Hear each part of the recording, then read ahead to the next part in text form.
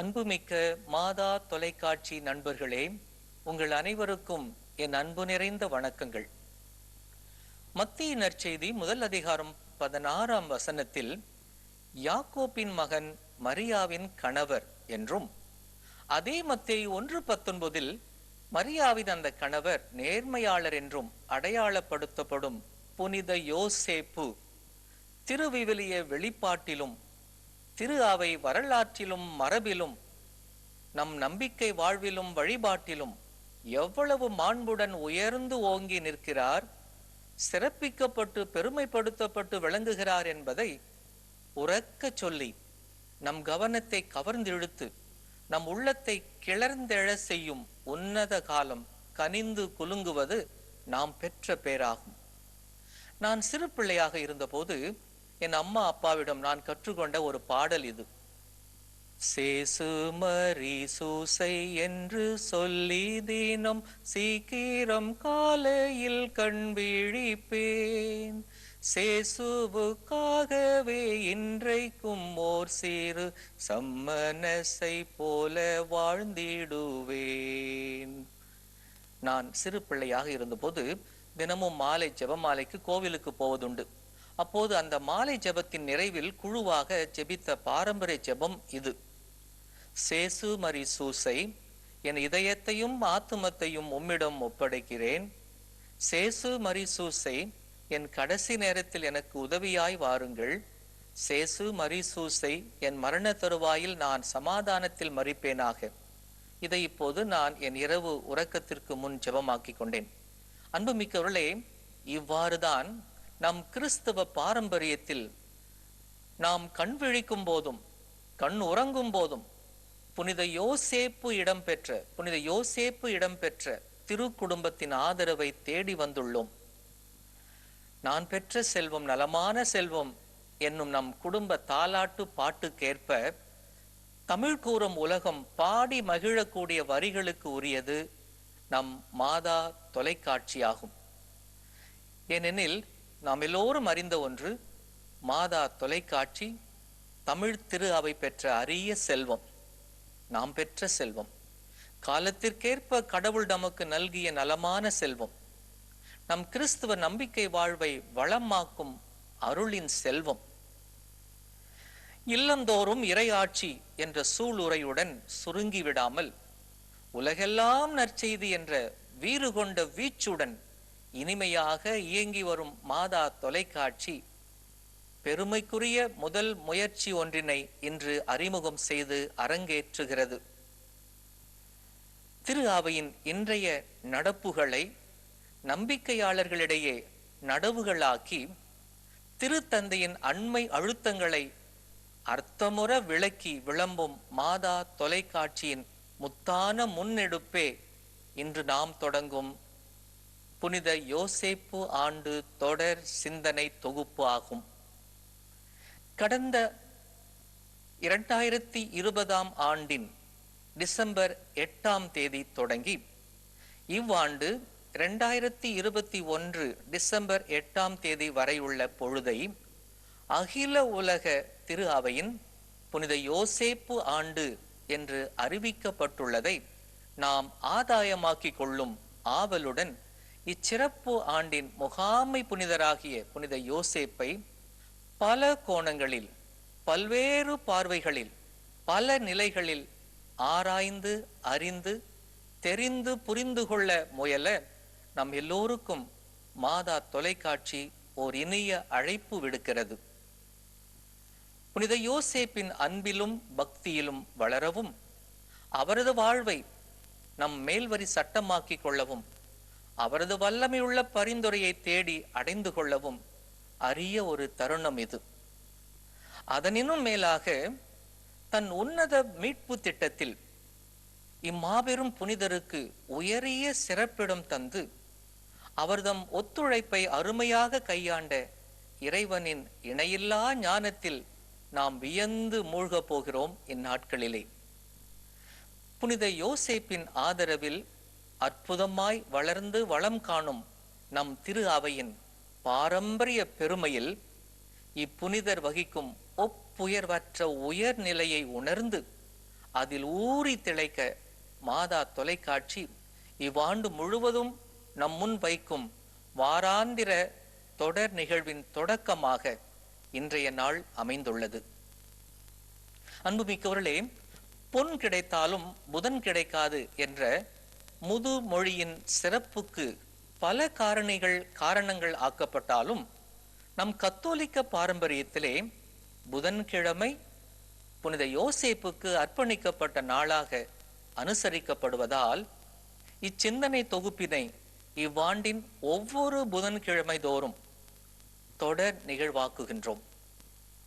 மாதத்தின் ஏன் ஆண்டின் முதல் புதன் நாளாகி இன்று இப்புதிய தொடர் மாதா தொலைக்காட்சியில் அறிமுகமாவது மகிழ்ச்சிக்குரிய பொருத்தமாகும். இதில் பங்கேற்று நாம் எல்லோரும் பலன் காண்போம்.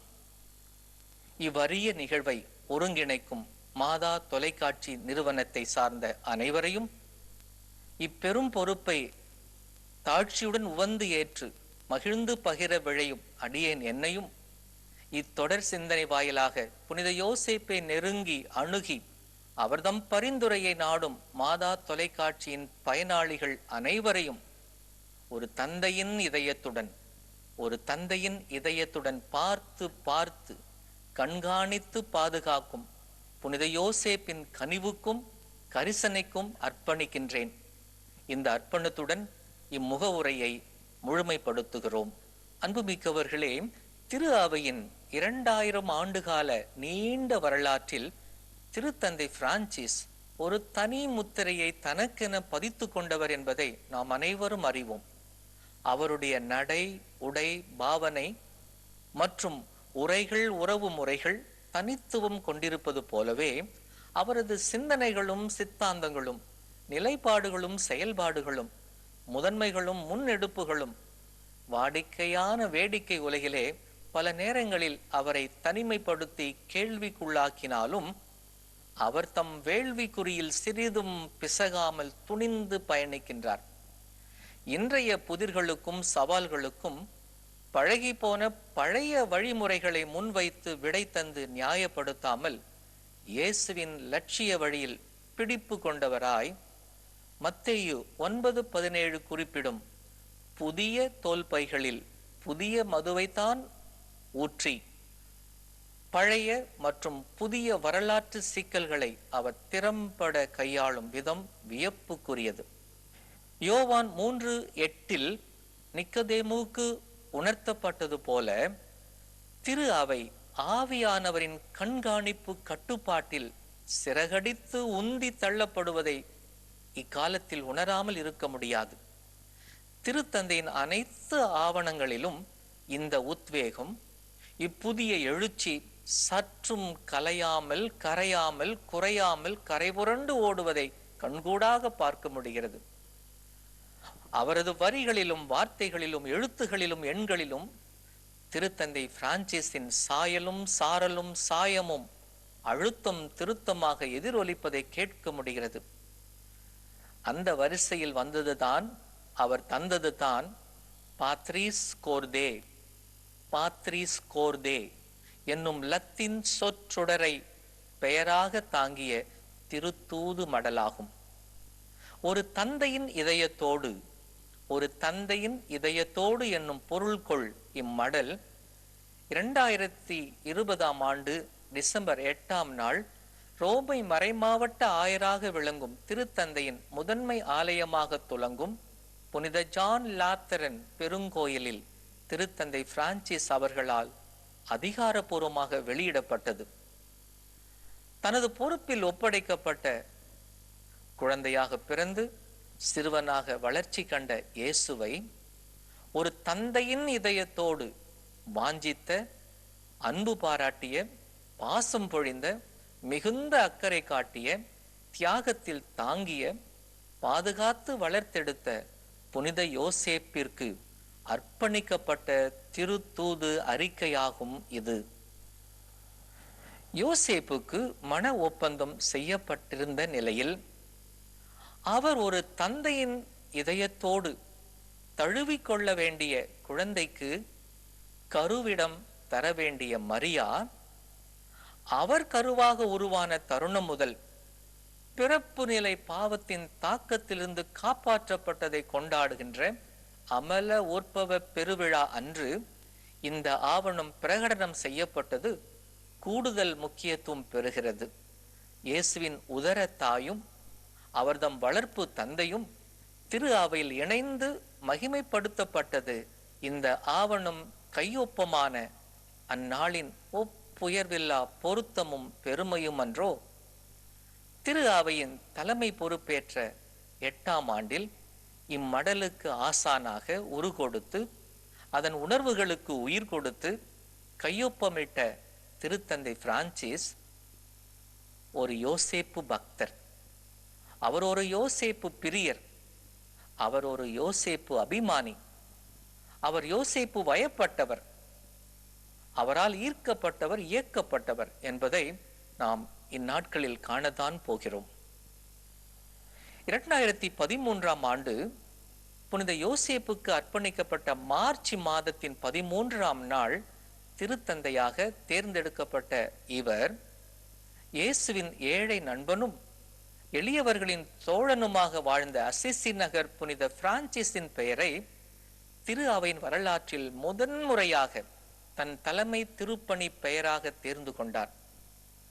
இருப்பினும் கூட ஒரு தந்தையின் இதயத்தோடு தன் தனி வாழ்வையும் மற்றும் பணி வாழ்வையும் பாதுகாப்புடன் பராமரித்து வழி நடத்தும் கரங்களாக, தன் பணி வாழ்வின் முன்னோட்ட பாட படிவமாக, முன் உதாரணமாக புனித யோசேப்பு தான் இருக்க வேண்டும் என்ற ஆர்வத்தால் தன் தலைமை பொறுப்பை ஏற்கும் திருப்பலியை அந்த 2013ஆம் ஆண்டு மார்ச் திங்கள் 19ஆம் தேதி புனித யோசேப்பின் பெருவிழா அன்று ஒப்பு கொடுத்து மனமகிழ்ந்து பலம் கண்டவர் நம் திருத்தந்தை.